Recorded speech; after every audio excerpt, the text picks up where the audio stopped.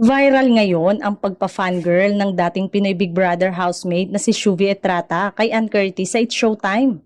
Guest co-host nga sa nasabing Kapamilya Noontime Show ngayong Lunes ang Cebuana Kapuso star.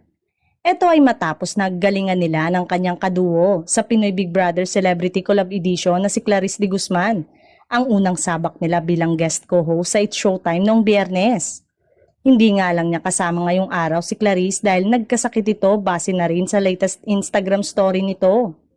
Sa umpisa pa lang ng It's Showtime ay ipinakilala siya bilang guest co-host at dito nga ay hindi nahiya si Shubi na ipakita ang pagpapaka-fangirl niya kay Ann Curtis. Ang cute-cute mo, Shubi, say ni Ann. Tila hindi naman alam kung anong gagawin dahil sa sobrang nahihiya pero kahit nga nahihiya ay nahawakan niya ang kamay ni Ann. Maging si Ann ay tuwang-tuwa dito.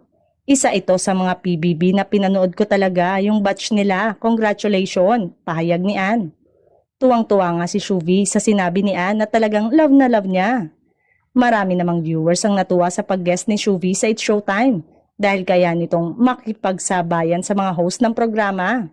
Kaya wag na daw magugulat kung gawin siyang regular sa show dahil tila bet na bet din ito ni Vice Ganda.